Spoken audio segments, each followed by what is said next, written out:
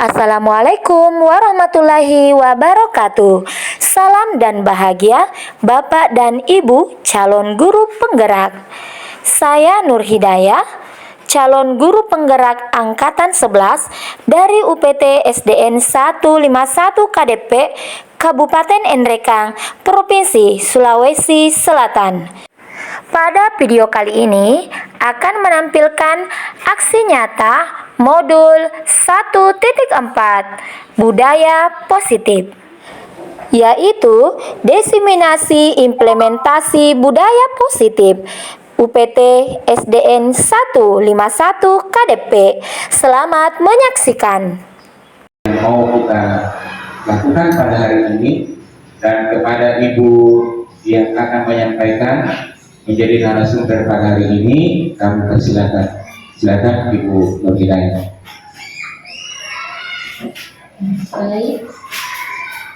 Baik, terima kasih atas kesempatan yang diberikan. Assalamualaikum warahmatullahi wabarakatuh.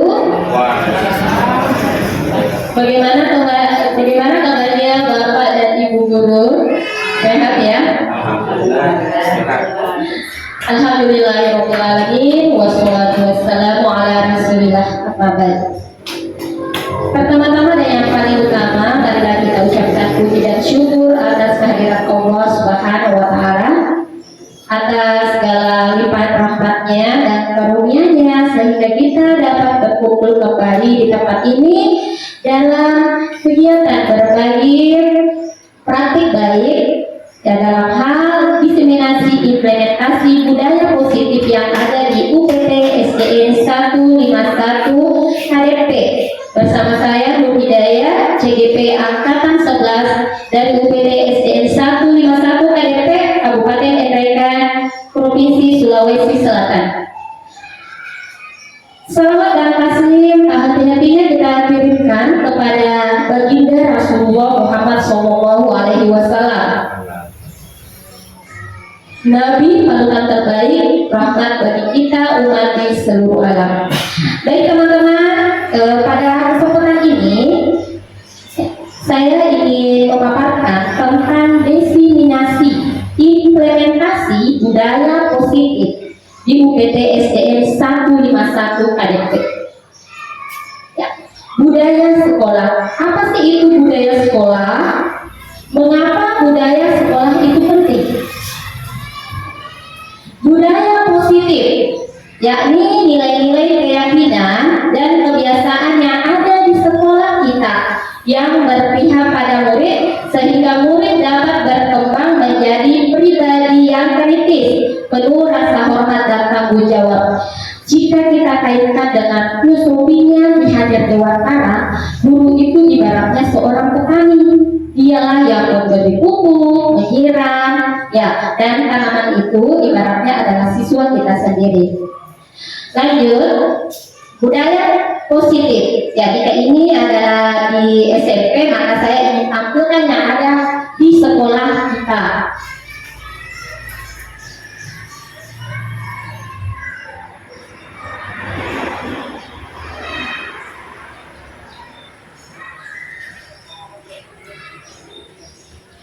Oke, ini yang ada di sekolah kita.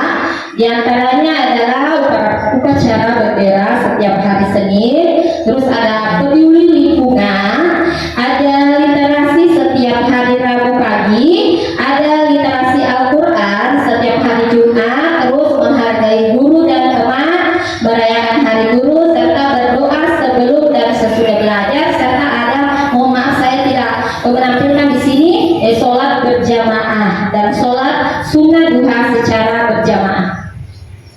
Selanjutnya, eksplorasi konsep budaya positif yang akan kita bahas. Yang pertama adalah perubahan paradigma tentang teori kontrol, terus makna disiplin dan nilai-nilai kebajikan. Selanjutnya, 3 motivasi perilaku manusia, terus hukuman, konsekuensi dan restitusi. Yang kelima adalah keyakinan kelas, terus kebutuhan dasar manusia, dan 5 positif kontrol dan restitusi. Mohon maaf tidak terkarat tadi. Ya, sekarang coba kita buka. Jadi di sini teman-teman, ya, jika diibaratkan Anda adalah A, ya, tugas Anda adalah mengepalkan tangan. Jadi coba kita kepalkan tangan kita. Coba kita bayangkan bahwa kita menyimpan sesuatu di dalam genggaman tangan kita ini adalah sesuatu yang sangat berharga. Ya, kita perlu menjaga benda tersebut sekuat tenaga kita karena begitu pentingnya untuk kehidupan kita. Ya, terus ada teman kita ini ceritanya si B. Ya, dia itu tugasnya mencoba dengan segala cara untuk membuka kepala kanan kita.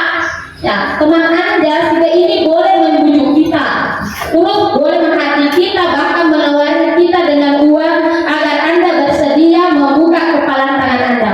Menurut Anda kira-kira apakah Anda atau apakah teman-teman ketika diberi hadiah atau diberi uang mau membuka kepala tangan Anda, sedangkan yang ada di dalam kepala tangan kita ini adalah sesuatu yang berharga?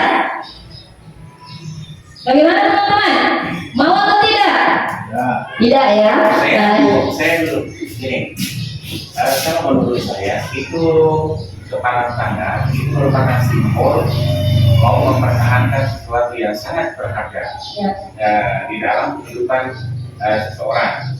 Nah, pertanyaannya, kalau misalnya ada yang menawarkan memberikan sesuatu sebagai syarat untuk membuka genggaman itu, apakah saya mau menerima atau tidak? Jawabannya, kalau sesuatu yang akan diberikan itu merupakan tujuan hidup saya, sehingga saya mempertahankan maka saya akan membuka. Jika yang ditawarkan itu adalah tujuan yang saya mau capai dan sebanding senilai dengan apa yang ada dalam genggaman saya, itu jawaban saya. Baik, terima kasih atas jawaban dari Bapak. Namun di sini Pak, ya, karena di dalam genggaman kita ini adalah sesuatu yang sangat penting bagi kehidupan kita, maka berat rasanya untuk membuka. Karena kenapa?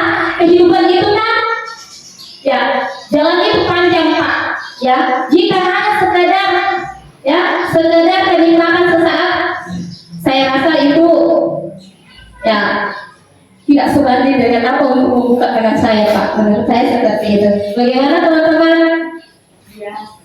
Iya, terima kasih. Kita lanjut ya.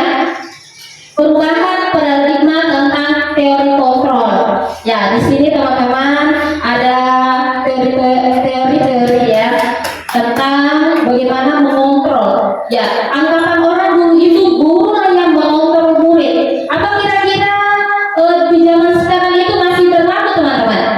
Ya, lanjut. Ya, ini ada juga ilusi. Ilusinya penguatan positif, efektif dan bermanfaat dianggap sebagai ilusi. Selanjutnya, orang dewasa memiliki hak untuk merasa. Terus dari tadi guru mengontrol murid, justru kritik mereka membuat merasa bersalah, dapat menguatkan karakter. Ya, ini yang harus kita perbaiki teman-teman ya. Lanjut, perubahan paradigma stimulus respon teori kontrol. Jadi di sini ada stimulus respon, terus teori kontrol. Yang pertama stimulusnya, kita mencoba membuka orang agar berpandangan sama dengan kita. Ya, teori kontrolnya, kita berusaha memahami pandangan orang lain tentang dunia. Lanjut yang kedua, stimulus responnya, perilaku buruk dilihat suatu kesalahan, sedangkan teori kontrolnya itu semua perilaku memiliki tujuan. Lanjut, stimulus respon yang ketiga, orang lain bisa mengontrol saya, sedangkan teori kontrolnya hanya Anda, hanya kita yang bisa mengontrol diri kita. Lanjut, saya bisa mengontrol orang lain, sedangkan teori kontrolnya Anda tidak bisa mengontrol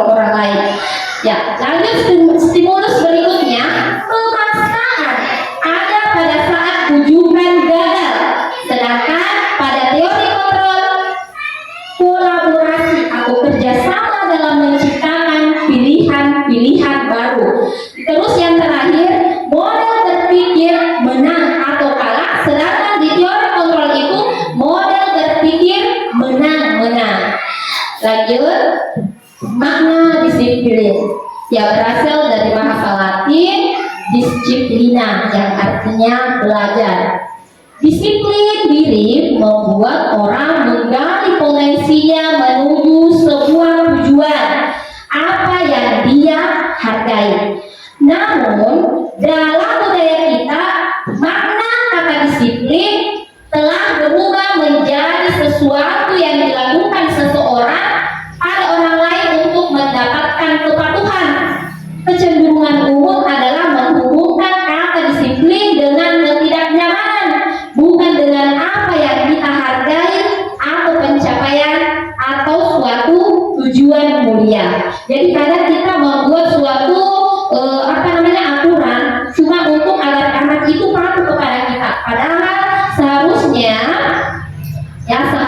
ada pengaruh dari dalam.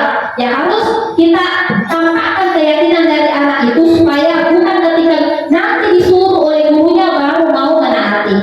Lanjut teman-teman, ya.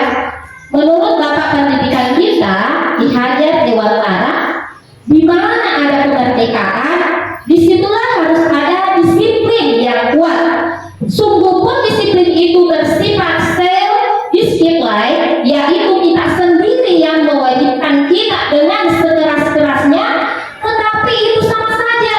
Sebab jikalau kita tidak cakap melakukan yang namanya self-discipline, wajiblah penguasa lain mendisiplinkan diri kita, dan peraturan demikian itulah harus ada dalam suasana yang merdeka. Jadi sebenarnya disiplin itu harus dimulai daripada diri kita.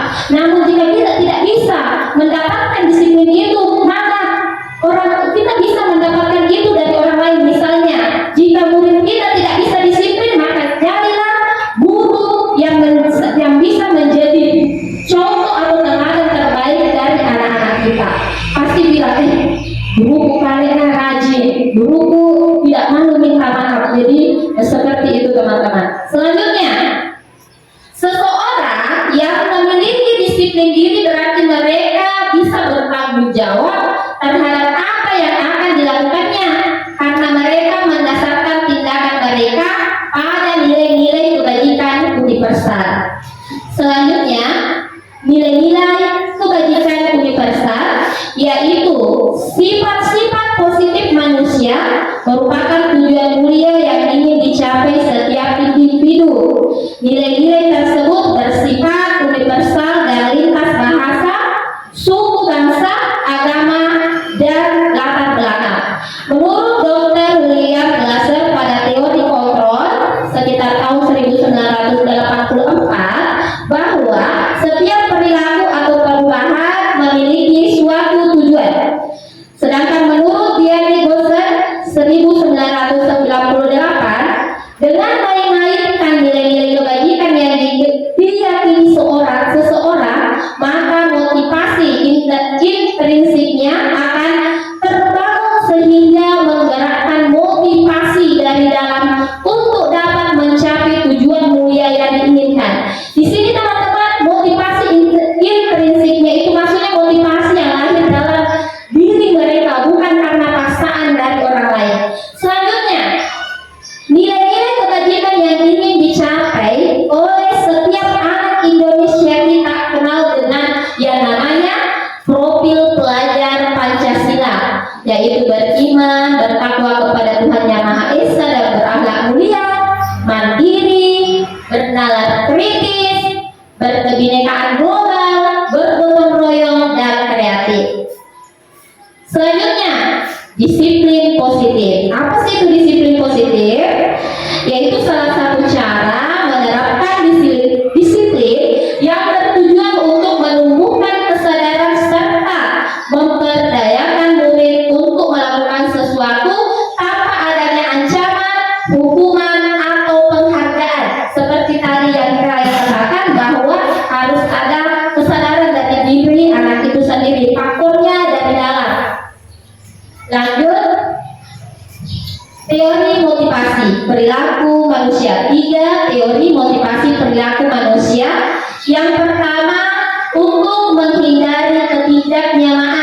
yang sering ketidaknyamanan, yang sering kita sebut dengan hukuman. Ya, apa yang terjadi akan terjadi apabila saya melakukannya. Biasanya anak-anak di sini teman-teman, karena cuma takut kalau ditegur sama gurunya, maka mereka melaksanakannya. Selanjutnya, dampaknya untuk memberikan hukuman ini juga, ya, bahaya ya teman-teman ya. Memberikan hukuman bukan hanya menyakiti fisiknya, tetapi juga ada ya rasa dendam anak-anak kepada kita jika kita menghukumnya. Selalu ingat teman-teman. Selanjutnya, untuk mendapatkan imbalan dari orang lain atau institusi, apa yang akan saya dapatkan apabila saya melakukannya? Selalu ingin mengharapkan imbalan sehingga dia mau melakukannya. Selanjutnya, untuk menghargai diri sendiri, saya akan menjadi orang yang seperti apa apabila saya melakukannya. Selanjutnya, ya, hukuman, konsekuensi, dan restitusi. Jadi teman-teman di sini ada hukuman, konsekuensi, dan restitusi. Yang pertama kali adalah hukuman. Ya, hukuman di sini adalah sesuatu yang menyakitkan harus terjadi. Ya, anak-anak itu merasa tidak nyaman. Ya, dan ini bersifat jangka waktu yang panjang. Ya, dan korban selalu merasa tidak mendapatkan keadilan. Ya, anak itu selalu merasa tersakiti. Ya, di sini teman-teman, kalau kita yang melakukan ini sering menghukum anak-anak, itu akan menimbulkan bukan hanya menyakiti fisik, tetapi juga non fisik. Dalam arti kata, anak-anak ini selalu bilang, ada makin dengar, ini guru kecil gajah. Ya, ini guru Pak bicikan sekali, datangnya malam sekali itu Bapak, pukul nanti marahin lagi. Itu yang sering kita dengar ya. Ya, jika kita memberikan hukuman kepada anak-anak. Selanjutnya, ya, hukuman ini bersifat identitas gagal teman-teman. Lanjut, adapun identitas suksesnya, disiplin di sini ada dua. Yang pertama, konsekuensi. Ya, konsekuensi itu bersifat sesuatu harus terjadi, tidak nyaman untuk murid, anak, ya, dan ini untuk anak itu bersifat jangka waktunya pendek. Selanjutnya, korban bisa diabaikan, murid anak dibuat tidak nyaman. Selanjutnya, pembuatannya hanya bertahan dalam jangka waktu yang pendek jika bersifat konsekuensinya. Selanjutnya, restitusi. Restitusi merupakan pilihan menguatkan untuk murid anak dalam jangka waktu yang panjang. Korban mendapatkan ganti, murid atau anak mendapatkan penguatan. Maka masalah di sini terpecahkan. Bagaimana teman-teman? Yang mana mau kita pilih? Hukuman, konsekuensi, atau restitusi? Iya, betul sekali teman-teman, restitusi.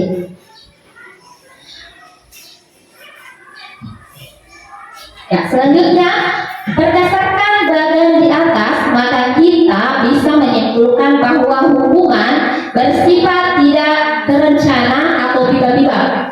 Ya, anak atau murid tidak tahu apa yang akan terjadi dan tidak dilibatkan.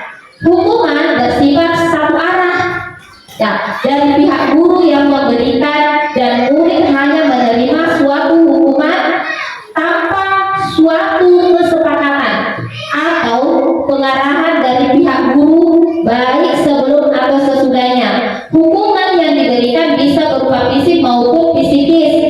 Murid atau anak disakiti oleh suatu perbuatan atau kata-kata. Dan ini biasa kita lakukan jika tiba-tiba ada anak-anak yang tiba-tiba berkelahi, ya, tiba-tiba melakukan kesalahan di sekolah.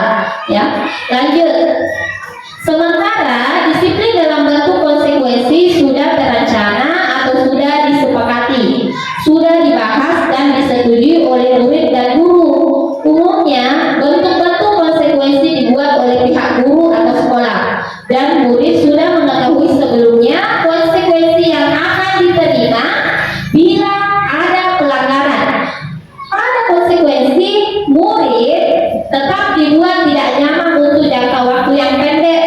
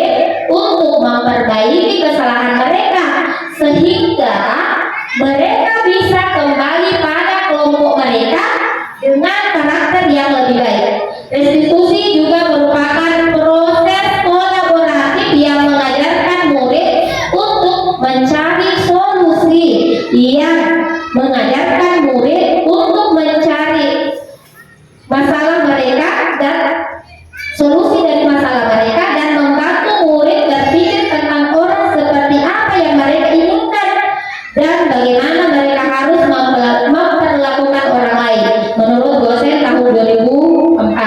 Disiplin yang sudah bermakna positif terbagi dua bagian, yaitu disiplin dalam bentuk konsekuensi dan disiplin dalam bentuk restitusi. Sekarang ciri-ciri restitusi.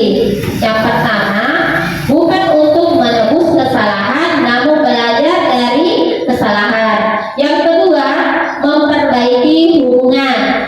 Yang ketiga, tawaran bukan paksaan.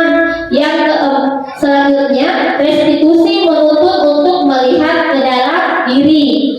Restitusi mencari kebutuhan dasar yang mendasari tindakan. Selanjutnya, restitusi diri adalah cara yang paling baik. Terus restitusi fokus pada karakter bukan tindakan, dan restitusi fokus pada solusi, serta restitusi mengembalikan murid yang berbuat salah pada kelompoknya. Selanjutnya, dihukum oleh penghargaan. Ya, ini menarik teman-teman ya, bahwa penghargaan berlaku sama dengan hukuman. Jadi saya ulang lagi bahwa sesungguhnya memberikan penghargaan itu sama dengan menghukum. Dalam arti meminta atau membujuk seseorang melakukan sesuatu untuk memenuhi suatu tujuan tertentu dari orang yang meminta atau membujuk. Dorongannya eksternal dari luar, karena ingin sesuatu maka mereka melakukan, dan akan ada faktor ketergantungan. Aku suka saya ibu ini karena suka dikasih ini, aku suka saya dekat dengan ini karena tidak pernah kita kasih ini. Ya seperti itu ya teman-teman. Beberapa dampak dari pemberian penghargaan menurut Alfikon 1993, pengaruh jangka pendek dan jangka panjang. Terus penghargaan menghukum, penghargaan mengurangi ketepatan, penghargaan tidak efektif, dan penghargaan merusak hubungan. Selanjutnya, beberapa dampak dari pemberian penghargaan menurut Alfikon 1993. Ya, di sini pengaruh jangka pendek dan jangka panjang. Yang mana itu? Yang pertama, penghargaan efektif jika menginginkan seseorang melakukan sesuatu yang kita inginkan dalam jangka waktu yang pendek. Terus, jika kita menggunakan penghargaan lagi dan lagi, maka orang tersebut akan bergantung pada penghargaan yang diberikan serta kehilangan motivasi dari dalam. Kadang kita suruh ibu, mana kembaliannya bu? Ya, karena seringnya kita kasih kembaliannya, maka mereka tidak mungkin melakukan kalau tidak ada kembaliannya. Misalnya seperti itu teman-teman. Terus jika kita mendapatkan penghargaan untuk melakukan sesuatu yang baik, maka selain itu kita senantiasa berharap mendapatkan penghargaan tersebut lagi. Kita pun menjadi tidak menyadari tindakan baik yang kita lakukan. Yang semoga dengan melakukan praktik baik ini, kita akan melakukan perubahan ya teman-teman. Ya, apabila kita sering melakukan dampak dari pemberian penghargaan ini. Lanjut.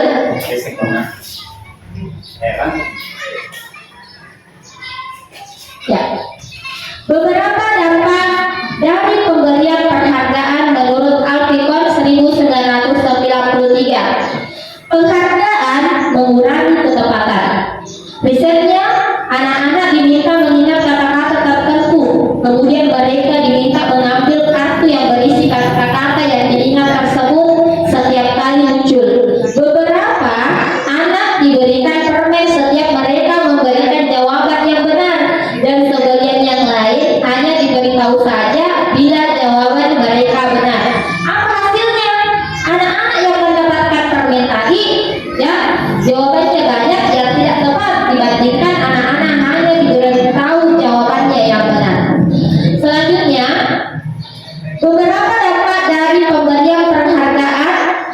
Apikon 1993. Penghargaan tidak efektif. Ya, di sini suatu penghargaan adalah suatu benda atau peristiwa yang diinginkan. Dia dibuat dengan persyaratan. Hanya jika Anda melakukan hal ini, maka Anda akan mendapatkan penghargaan yang diinginkan. Jika saya mengharapkan suatu penghargaan dan tidak mendapatkannya, maka saya akan kecewa dan berkecil hati. Serta kemungkinan lain kali saya tidak akan berusaha sekeras sebelumnya. Jadi ini dampaknya teman-teman jika kita sering memberikan penghargaan kepada anak-anak. Jika suatu hari nanti kita tidak melakukannya, maka anak-anak ini berkecil hati, tidak ada lagi motivasinya. Selanjutnya, jika kita memberikan seseorang suatu penghargaan untuk melakukan sesuatu, maka kita harus terus-menerus memberikan penghargaan itu jika kita inginkan orang tersebut meneruskan perilaku yang kita inginkan. Kalau kita mau terus anak baik, maka kasih terus itu hadiah, kasih itu penghargaan, kasih terus permen. Karena kenapa? Ya, ada motivasi dari diri anak juga. Mau mengusaha, tidak melaksanakan, tidak apa namanya, tidak ada permennya, maka mereka tidak akan melakukannya, alias mereka kembali malas. Selanjutnya, orang yang berusaha berhenti merokok atau orang yang berusaha diet menguruskan badan, bila diberikan penghargaan hampir pasti tidak berhasil. Ya, seperti itu teman-teman. Lanjut.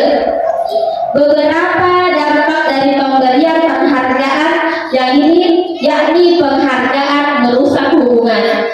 Ya, jadi ketika seseorang diberikan penghargaan atau dipuji di depan orang banyak, maka yang lain akan merasa iri. Ini sering kita lakukan ya, dikasih anak-anak penghargaan, maka teman yang lain akan merasa iri. Dan sebagian dari mereka akan tidak menyukai orang yang berikan penghargaan tersebut. Dan ini banyak sekali terjadi teman-teman.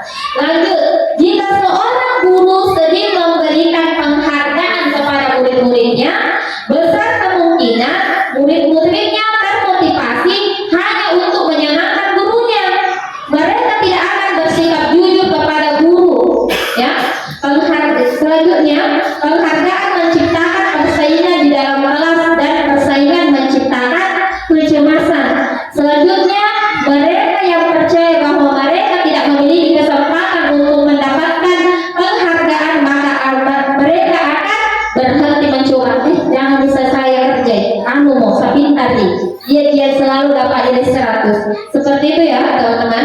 Lanjut, kita lanjut di bentuk program kebajikan atau apresiasi. Dalam memberikan apresiasi atau pengakuan perlu diingat beberapa hal. Yang pertama, beri pengakuan secara khusus. Yang kedua, beri pengakuan secara pribadi. Yang ketiga, beri pengakuan kepada semua murid atau bergantian. Selanjutnya, yang keempat, beri pengakuan secara konsisten. Dan yang terakhir, fokus pada proses. Lanjut, contoh pengakuan atau apresiasi kebajikan. Ya, pembukaan. Kemarin saya perhatikan ini kata-katanya teman-teman. Ya, terus apa nilai kebajikannya? Rasa empatimu besar sekali. Apa situasinya?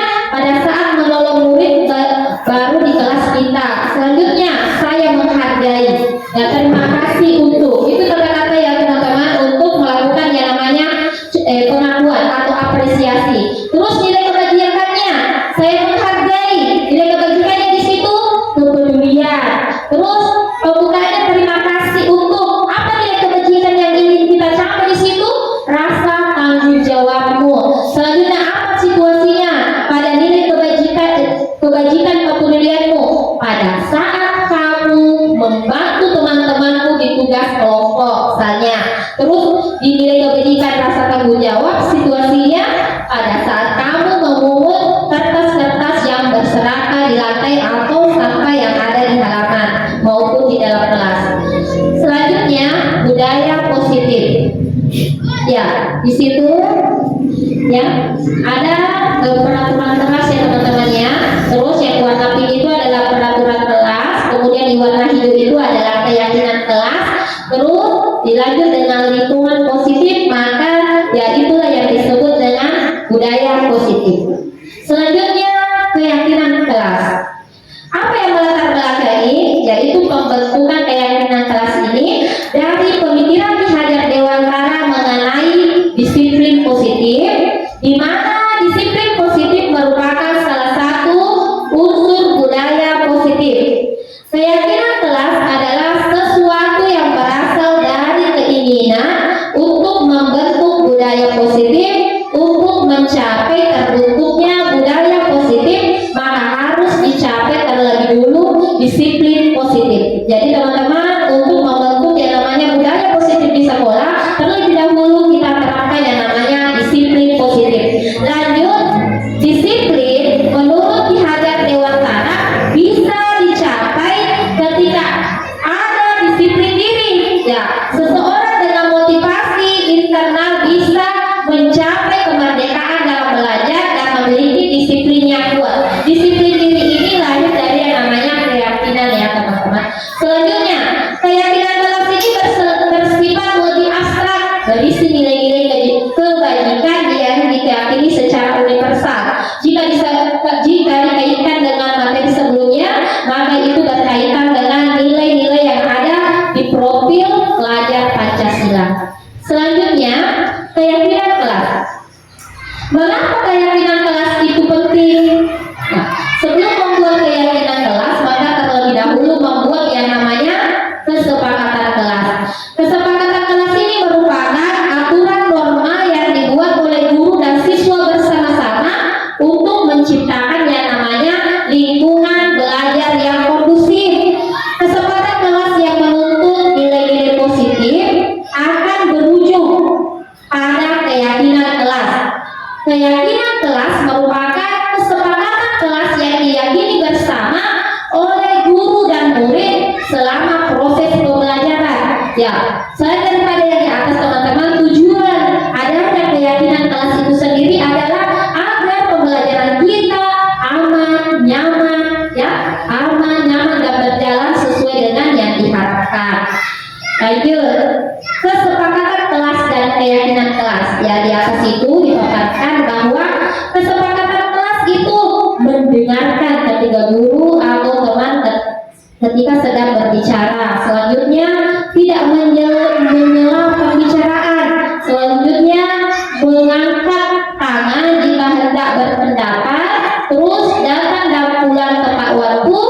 Lanjut, memakai seragam sesuai dengan peraturan atau jadwal yang ada di sekolah. Terus meminta izin jika akan keluar kelas. Lanjut, berdoa sebelum dan sesudah belajar. Tidak mengganggu teman yang beribadah. Tidak suka menyontek atau tidak menyontek ketika ulangan. Terus membantu teman yang kesulitan. Ya. Selanjutnya yang terakhir, berkata sopan dan santun. Apa keyakinan kelas yang ingin kita capai dari kesepakatan kelas ini? Di sini keyakinan kelas teman-teman mewakili yang ada di kesepakatan kelas.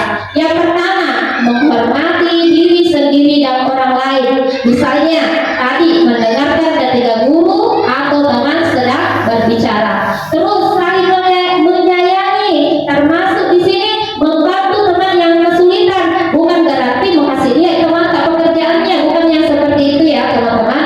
Selanjutnya, nilai keyakinan beriman dan bertakwa kepada Tuhan. Ya, misalnya berdoa sebelum dan sesudah belajar. Terus ada nilai bertanggung jawab. Ya, bertanggung jawab di sini adalah datang dan pulang tepat waktu. Ya, termasuk juga nilai disiplin ya, dan menghargai teman. Menghargai teman di sini tidak mengganggu teman pada saat beribadah. Lanjut, kebutuhan dasar manusia. Jadi kita juga harus memperhatikan kebutuhan dasar anak-anak kita.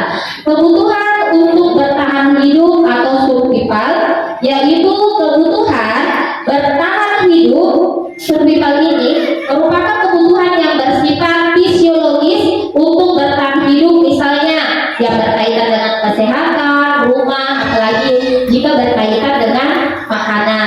Lanjut, contoh kasusnya, ketika ada anak yang selalu meminta bekal Diketahui ternyata anak tersebut melakukannya karena lapar. Hal tersebut terjadi karena orang tuanya tidak memberikan bekal makanan untuknya. Dengan demikian, kebutuhan dasar yang berusaha dipenuhi oleh anak tersebut ialah bertahan hidup. Lanjut, kebutuhan dasar manusia kasih sayang yang kedua ini ya teman-teman. Kasih sayang dan rasa terima. Ya, kebutuhan akan kasih sayang dan rasa diterima ya, termasuk ke dalam kebutuhan psikologi. Pada umumnya, anak-anak yang memiliki kebutuhan dasar kasih sayang dan rasa diterima yang tinggi ingin disukai dan diterima oleh lingkungannya dengan baik. Mereka juga akrab dengan kedua orang tuanya. Biasanya mereka akan semangat untuk belajar karena suka kepada gurunya. Teman sebaya sangat penting bagi mereka. Mereka juga biasanya suka bekerja dalam kelompok. Ya, adapun contoh kasusnya yang terjadi di sekolah, misalnya ketika seorang anak yang membuat masalah untuk mendapatkan perhatian dari teman, guru maupun orang tuanya. Kemarin sudah terjadi di sekolah kita, ada salah satu anak karena sangat sukanya sama temannya, ya, karena ingin mendapatkan perhatian sama temannya, mereka mengerjakan apa saja yang disuruhkan oleh temannya. Salah satu contohnya pergi saja, kalau ada disuruhkan nih, ya, tanpa minta izin kerja di depan kelas, Bu, Pak, ada begini, ya, seperti itu. Padahal sebenarnya ya ada yang ingin dia capai, yaitu perhatian dari temannya. Selanjutnya, kebutuhan dasar apa yang sedang dipenuhi oleh anak tersebut, yaitu kebutuhan akan kasih sayang atau rasa ingin diterima. Selanjutnya, kebutuhan dasar manusia yang ketiga, kebebasan. Anak-anak dengan kebutuhan kebebasan yang tinggi menginginkan pilihan. Mereka perlu banyak bergerak, menyukai hal-hal yang baru dan menarik, dan suka mencoba-coba. Anak-anak akan mampu mengekspresikan diri secara mandiri, tidak tergantung pada orang lain, dan tidak mudah terpengaruh oleh orang lain. Contoh kasus di sekolah, anak yang selalu diberikan bekal makanan dengan menu yang sama setiap hari oleh ibunya. Di sekolah, dia membuat masalah dengan mengambil paksa bekal milik teman-temannya. Hal tersebut dia lakukan karena ingin mencoba makanan temannya yang beraneka ragam. Terus, kebutuhan yang berusaha dipenuhi oleh anak tersebut ialah kebutuhan akan kebebasan. Selanjutnya, yang keempat, kesenangan atau fun.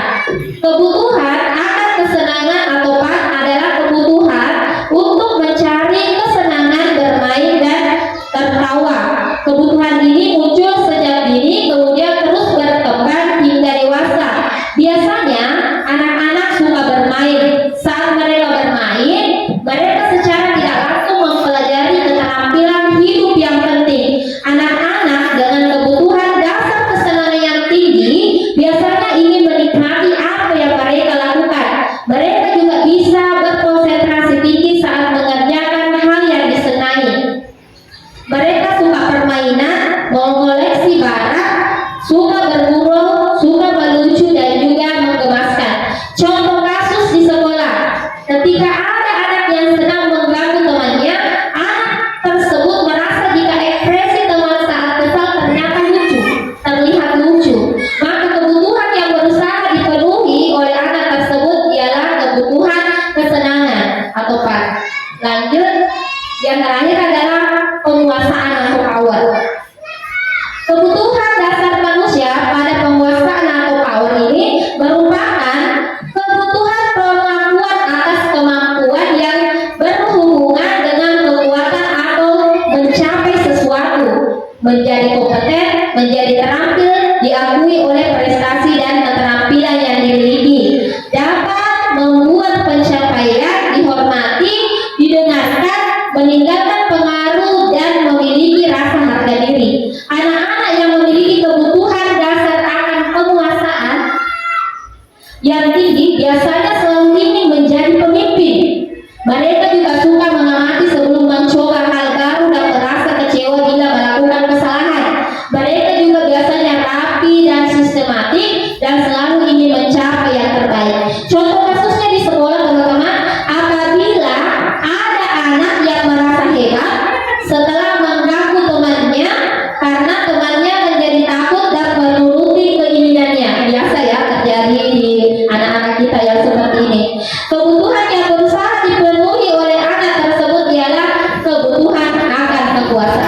Lanjut, ya sekarang kita mau bahas tentang 5 posisi kontrol teman-teman. Jadi di atas tidak terlalu jelas ya.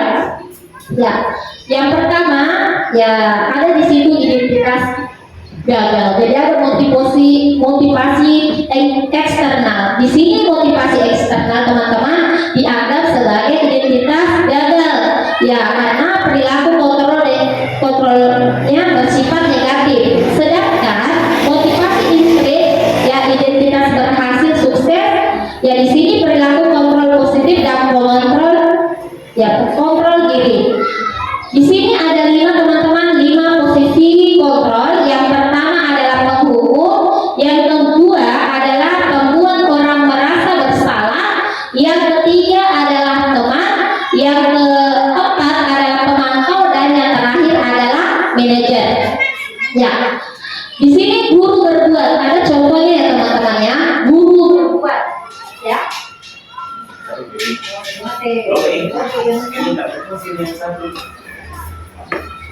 Yes. Oke.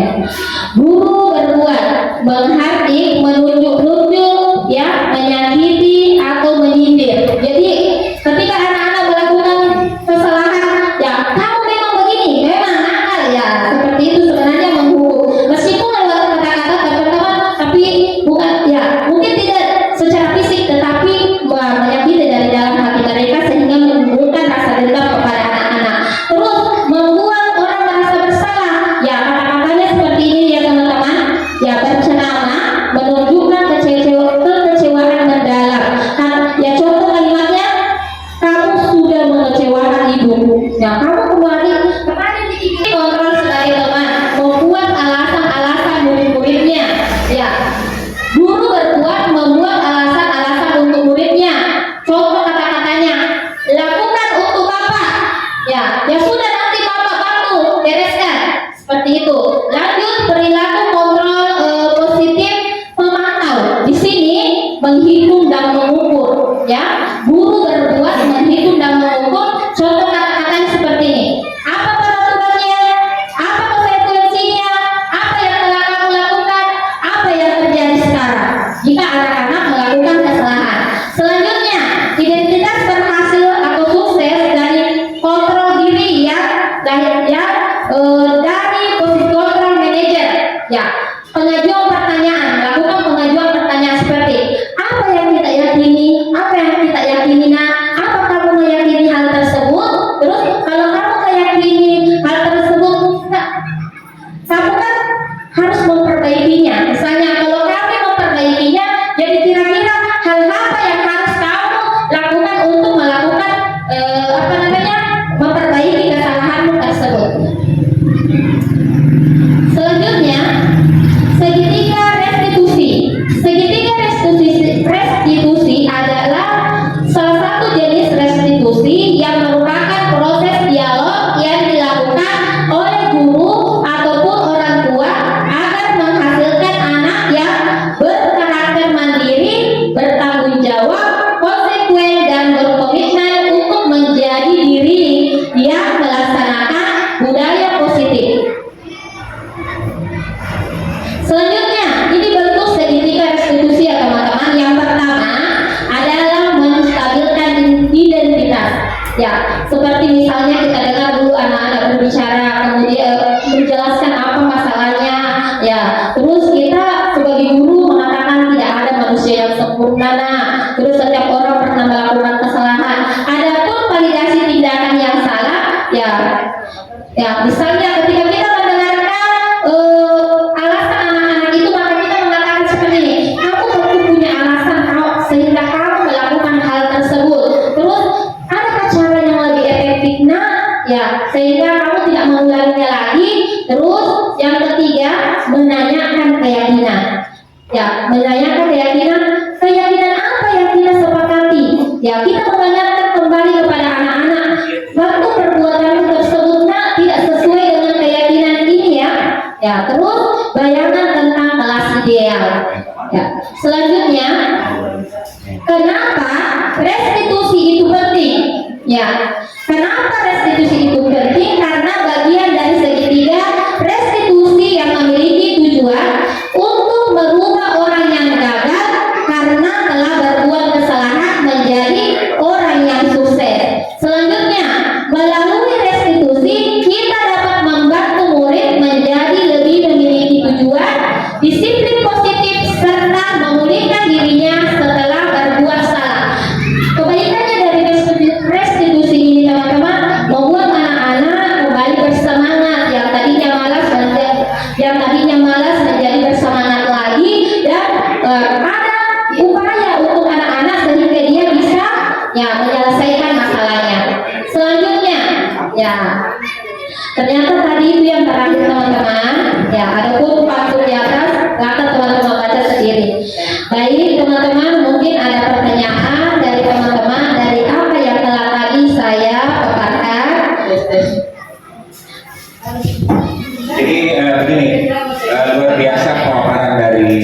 bersama kita dengan kita Ibu Nur Hidayah. Jadi dia dalam memaparkan banyak tentang budaya-budaya positif yang dapat diterapkan di sekolah kita. Jadi baik Bapak dan Ibu, tentu kita sama-sama menyimak tadi dari pemaparan Ibu, tapi mungkin ada beberapa yang mengusik ya rasa ingin tahu kita tentang apa yang disampaikan. Jadi untuk supaya namanya diskusi kita lebih hidup, silakan Bapak dan Ibu yang ingin bertanya. Ya, silakan Ki, bertanya Ki. Ada? Oh iya, Ibu Martina. Warahmatullahi wabarakatuh. Terima kasih kesempatan ini. Baiklah, saya akan memberikan pertanyaan kepada Ibu moderator tadi. Iya. Yang saya catat di sini tadi, bagaimana cara mengimplementasikan segitiga restitusi jika terdapat kasus murid yang sulit diajak berkomunikasi. Sekian. Iya. Itu dari Bu Martina. Mungkin ada yang lain, silakan sekalian nanti dijawab Bu. Ya, Pak Jafar, silakan Pak.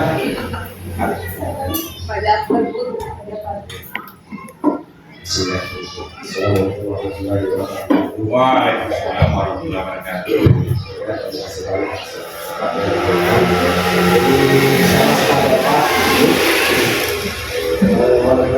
Apanya pakaian ini saat itu paham. Ya. Tapi ini ada pertanyaan sebagai perwakilan. Yang pertama adalah manakah lebih efektif hukuman konsekuensi atau restitusi? Restitusi. Itu yang pertama. Kemudian yang kedua, bisa dipahami sedikit Ibu, ini mengenai apa? Hukuman kelangkaan merusak hubungan. Ya. Karena selama ini yang kita lakukan di kelas kita ada selalu memberikan penghargaan ketika anak-anak itu berpartisipasi. Ya. Baik dalam kelas maupun juga kelas. Itu. Jadi kalau begitu, jadi pertanyaan saya, Ya, pertanyaannya apa? bagaimana giat kita yang kita lakukan supaya anak ini termotivasi tanpa memberikan suatu penghargaan. Jadi itu saja. Saya jadi terima kasih. Waalaikumsalam warahmatullahi wabarakatuh. Ya, luar biasa. Ini ada dua pertanyaan Ibu narasumber. Yang pertama dari Ibu Martina. Ini ingin meminta penjelasan lebih jauh bagaimana menerapkan atau mengimplementasikan segitiga restitusi jika ada kasus anak yang sulit diajak bicara. Begitu Bu ya? Itu yang pertama. Terus yang kedua ada dari Pak Jafar. Ada dua pertanyaan. Yang pertama, lebih efektif mana hukuman konsekuensi ataukah restitusi? Jadi ini ya pertanyaan yang luar biasa. Lebih efektif mana hukuman konsekuensi atau restitusi? Itu yang pertama. Terus pertanyaan kedua masih dari Pak Jafar. Tadi dalam pemaparan Ibu memaparkan bahwa ternyata reward yang selama ini kita berikan mempunyai dampak negatif, yaitu diantaranya menyebabkan ketergantungan, menyebabkan kecemburuan dari teman-temannya yang tidak diberikan reward, kemudian menyebabkan teman-temannya rendah diri dan tidak mampu melakukan hal yang sama. Pertanyaannya, kiat-kiat apa yang dapat kita lakukan untuk tetap menumbuhkan motivasi anak tanpa memberikan reward? Saya kira itu pertanyaannya, silakan dijawab. Baik, terima kasih atas pertanyaannya. Baik teman-teman, ya kita kembali lagi ya ke segitiga restitusi. Jika ada anak-anak, ada murid yang susah diajak untuk berdialog, ya. Di sini di dalam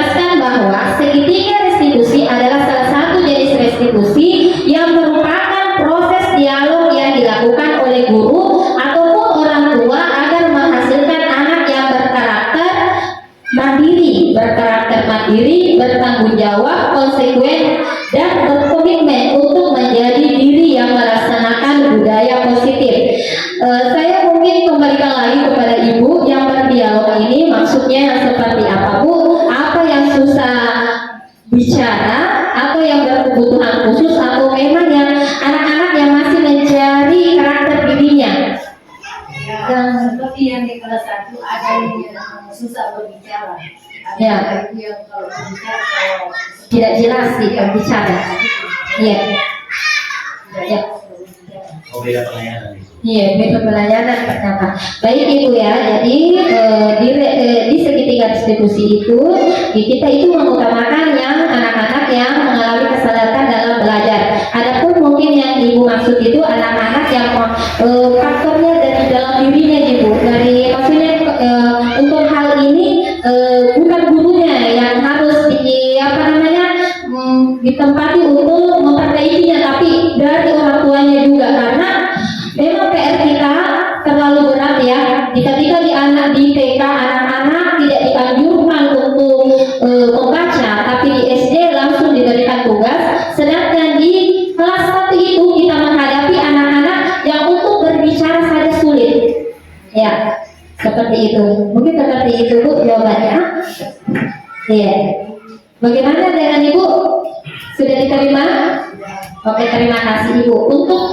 Baik Pak, saya lanjut dengan pertanyaan yang kedua dari Pak Jafar tadi mengenai mana yang lebih efisien, apakah hukuman, konsekuensi, ataukah restitusi?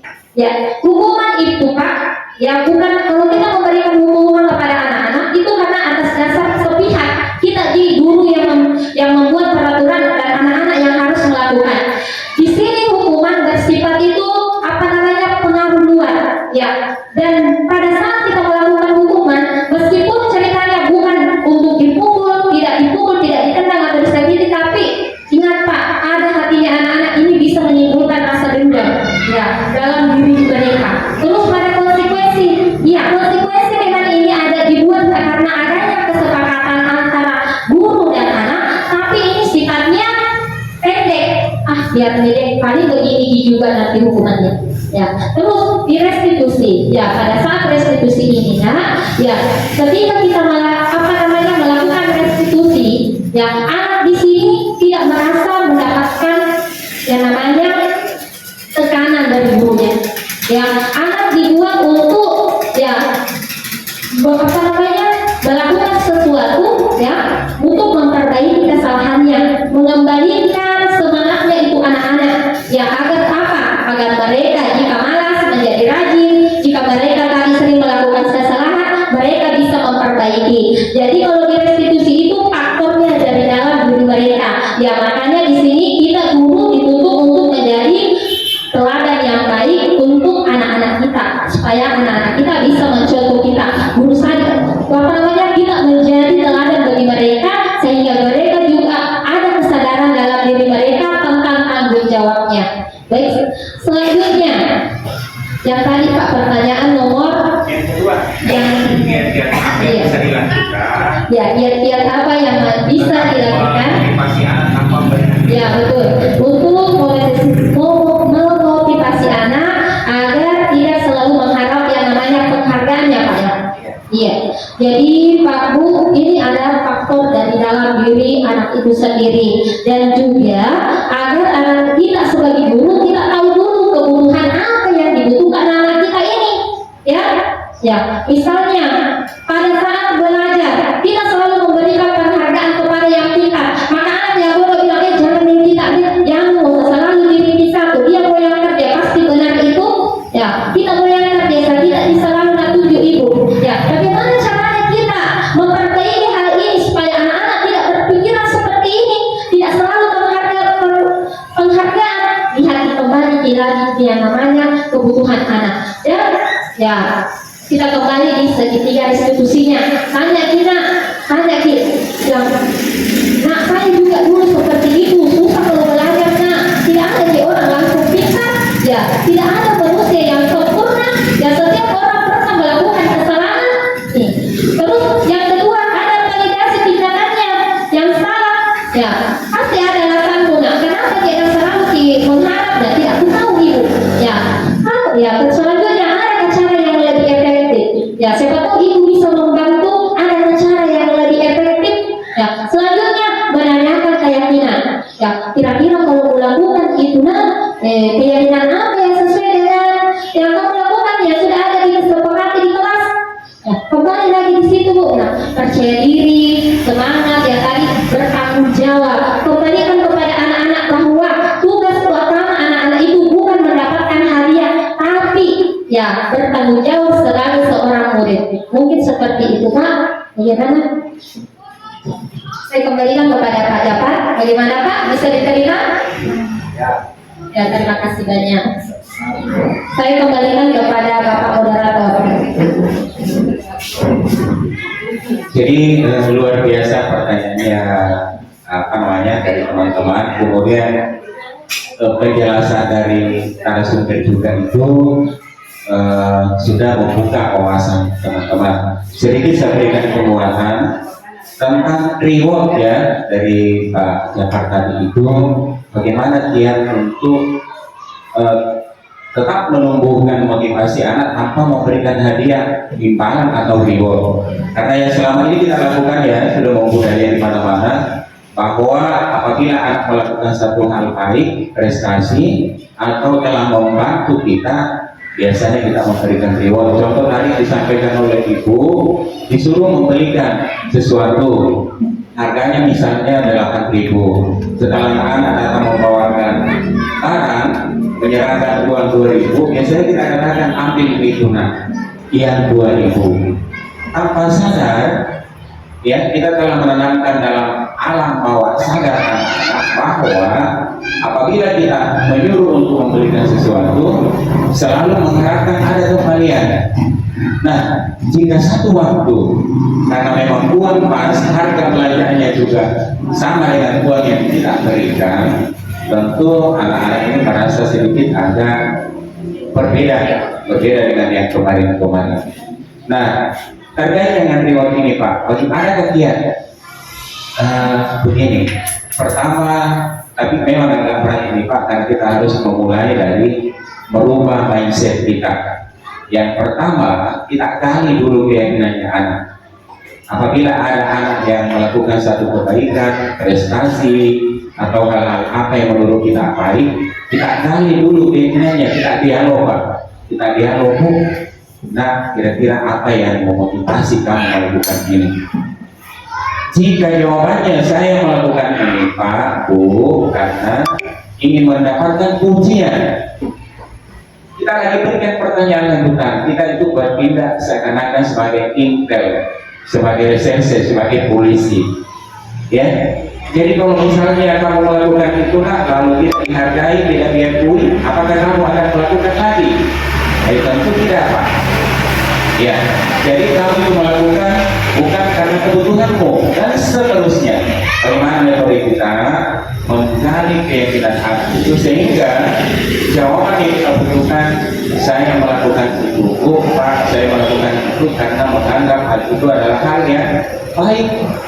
Ya, jadi kalau Anda sudah melakukan karena keyakinannya bahwa hal itu adalah baik, maka perlahan-lahan itu akan menjadi kebutuhan. Kalau sudah menjadi kebutuhan, maka akan menjadi kebiasaan. Itu sedikit penguatan untuk pernyataan pertanyaan Pak Japar. Baik Ibu, saya juga adalah peserta. Saya tergelitik tadi dengan restitusi.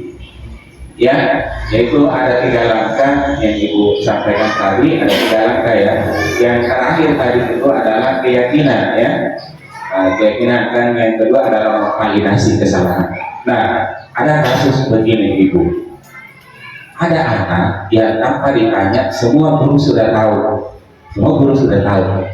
Artinya tanpa ditanya berhubungan dengan anak tapi istimewa sebelumnya. Ada anak yang meminjam bola, lalu bola itu hilang. Bola itu hilang. Bagaimana menerapkan segitiga restitusi untuk kasus yang seperti itu? kita sudah tahu yang menghilangkan bola ini siapa, orangnya siapa, kapan dihilangkan, tetapi anak ini tidak mau mengaku. Ya, kira-kira bisa Ibu ilustrasikan sedikit langkah-langkah yang kita lakukan untuk menangani seperti itu? Ya, silakan. Baik, terima kasih atas kesempatan, atas pertanyaannya Bapak. Saya mencoba menjawab dari pertanyaan Bapak mengenai bagaimana jika kita menemukan kasus ada seorang anak ya yang sebenarnya sudah kita tahu anak ini yang melakukan kesalahan, tapi kita ingin menumbuhkan keyakinan anak ini untuk misalnya nilai keyakinannya jujur. Ya, yang pertama di sini adalah memanggil baik-baik anak tersebut ya, mengambil baik-baik anak tersebut. Kemudian kita tanya, kamu ya, saya dengar tadi dari wali kelasnya, dari guru olahraga katanya bolanya hilang ya. Padahal tadi kalian yang kelas kalian tadi yang punya jadwal pelajaran olahraga. Kemudian ya, anak itu pasti menjawab iya ibu ya. Kemudian kamu tahu kamu tahu kenapa kamu dipanggil ke sini? Nah, iya ibu ya, misalnya ya karena bolanya hilang ya. Dia menjawab hilang bolanya tadi bu pada saat kami tadi olahraga dan kami tidak tahu di mana disimpan itu bola. Kemudian kita kembalikan lagi pertanyaan seperti ini. Nah, tidak ada manusia yang sempurna. Kami juga pernah sekolah, ya kami juga pernah melakukan yang namanya kesalahan. Ya, selanjutnya, ya nilai validasi tindakan yang salah. Kamu tentu punya alasan ya. Kamu dipanggil di sini. Tadi kamu main sama temanmu, ya. Bagaimana supaya kita kembalikan nilai keyakinanmu? Jika kamu berbohong, berarti kamu melanggar nilai keyakinan yang telah kita sepakati di dalam kelas. Ya, apakah kamu ingin apakah kamu ingin dicap sama temanmu sebagai anak yang suka berbohong? Pasti anak-anak itu yang mengatakan tidak ibu. Jadi sekarang kamu jawab dengan jujur. Apakah betul kamu yang menyembunyikan bola tersebut? Maka anak-anak itu pasti merasa kalau saya tidak jujur, ya. Saya tidak jujur, maka saya akan dikatai berbohong. Dan ibu guru tadi sudah mengatakan bahwa tidak ada manusia yang sempurna. Selanjutnya, ya, jika kamu melakukan jika kamu jujur, ya, maka kamu dianggap anak jika kamu berbicara dengan sejujurnya, maka kamu tidak dicap sebagai anak yang melanggar keyakinan kelas kita. Ya, maka anak tersebut akan jujur dan berjanji. Di sini kita harus punya juga ya restitusinya supaya kembalikan kepada anak-anak itu supaya dia tidak melakukan kembali yang namanya tindakan-tindakan yang tidak sesuai dengan keyakinan kelas yang telah kita sepakati. Mungkin seperti itu Pak. Ya, luar biasa saya kira apa yang disampaikan oleh Ibu narasumber kita. Kalau tidak salah saya catat di sini langkah-langkahnya adalah yang pertama memanggil ataukah mendatangi ya. Yang mana kira-kira yang lebih tepat ini, memanggil atau mendatangi? Kan kalau misalnya kasus seperti kan tidak langsung kita tahu kalau misalnya biasa dari teman. Iya. Dari teman misalnya itu kalau saat itu misalnya kita kelasnya kita didatangi sama di olahraganya, bu itu di kelas sana bu kasih kita bola. Oke. Jadi ya begini. Jadi kita sepakat saja langkah-langkahnya ada 5. Yang pertama memanggil atau boleh juga kita mendatangi. Yang kedua menstabilkan menstabilkan. Artinya setelah kita ketemu dengan anak si pelaku, jadi kita dulu buat situasi bagaimana supaya dia tidak tegang, bagaimana supaya dia tidak takut dalam berbicara, bagaimana supaya dia tidak takut, bagaimana supaya dia merasa tenang. Jadi yang pertama kita lakukan setelah kita ketemu dengan pelakunya, kita katakan nak dia usah tegang, santai saja. Ibu tidak marah, bapak tidak marah kok. Ya, jadi tanam kita tidak ada siapa-apa. Kita stabilkan dulu. Yang kedua, melalui dialog kita memvalidasi kesalahan. Apakah dengan tindakan yang dilakukan itu, jadi bukan kita yang mengatakan bahwa itu tindakan usaha. Jadi setelah anak mulai jujur, kita kembalikan lagi. Apakah dengan melakukan hal yang seperti itu, itu adalah baik atau tidak? Dia sendiri mengatakan tidak. Jadi kalau tidak baik, apakah itu satu kesalahan? Itu ya, memvalidasi kesalahan. Yang keempat, membuat keyakinan bahwa dia menyadari tidak akan melakukan lagi. Dan yang kelima adalah memantau betulkah pengakuannya itu dia sudah lakukan tidak lanjuti. Ini saya kira luar biasa. Bagaimana? Masih ada yang lanjutkan? Jadi kita berikan apresiasi, aplaus kepada Ibu narasumber kita. Terima kasih kepada Ibu Kaya, silakan ditutup. Baik teman-teman, terima kasih banyak atas kesempatan yang diberikan kepada saya. Pada kesempatan ini, semoga apa yang kita lakukan hari ini bernilai ibadah di sisi Allah Subhanahu Wa Taala dan kembali lagi bermanfaat bagi diri pribadi saya sendiri, terutama bagi diri pribadi saya sendiri. Akhirul kalam, wassalamualaikum warahmatullahi wabarakatuh.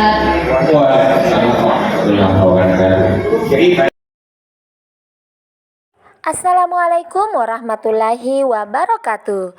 Pada video kali ini akan menampilkan cara menyusun kesepakatan kelas di UPT SDN 151 KDP siswa-siswi kelas 5.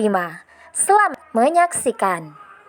Pembelajaran kali ini, anak-anakku dan ibu sendiri melakukan kesepakatan kelas supaya pembelajaran kita berlangsung dengan nyaman, aman, dan menyenangkan. Setuju?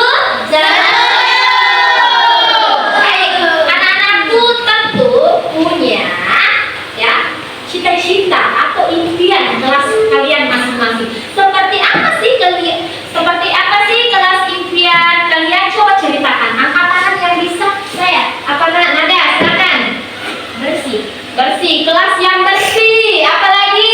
Kelas yang indah. Ya. Rapi.